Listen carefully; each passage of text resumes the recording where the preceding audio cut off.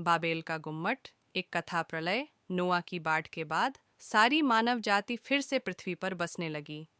उस समय सभी लोग एक ही भाषा बोलते थे और उनके शब्द एक जैसे थे। जब वे लोग पूर्व दिशा से यात्रा करते हुए आए तो उन्हें शिनार नाम की भूमि में एक बड़ा मैदान मिला। वह स्थान बहुत उपजाऊ और सुंदर था।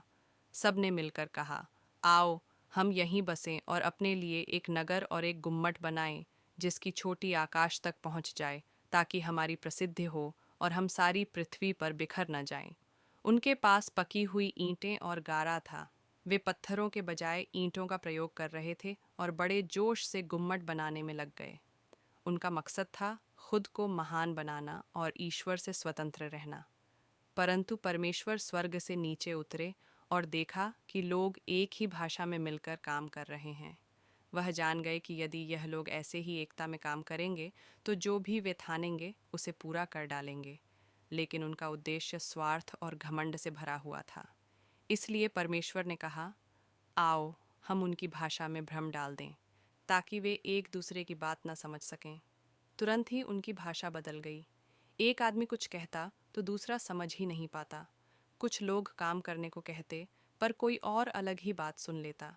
गुम्मट का निर्माण रुक गया और लोग झगड़ने लगे। धीरे धीरे वे अलग अलग समूहों में बंटकर चारों दिशाओं में फैल गए।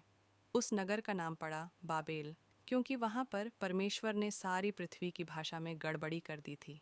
वहीं से लोगों को सारी पृथ्वी पर फैला दिया गया। शिक्षा, मोरल। यह कहानी हमें यह सिखाती है कि घमंड और अपने नाम को ऊंचा करने की इच्छा इंसान को परमेश्वर से दूर करती है। जब हम अपनी शक्ति और बुद्धि पर घमंड करते हैं और ईश्वर को भूल जाते हैं तो हमारी योजनाएं अधूरी रह जाती हैं। परमेश्वर चाहता है कि हम विनम्र रहें और एकता का उपयोग उसकी महिमा के लिए करें, न कि अपने नाम के लिए।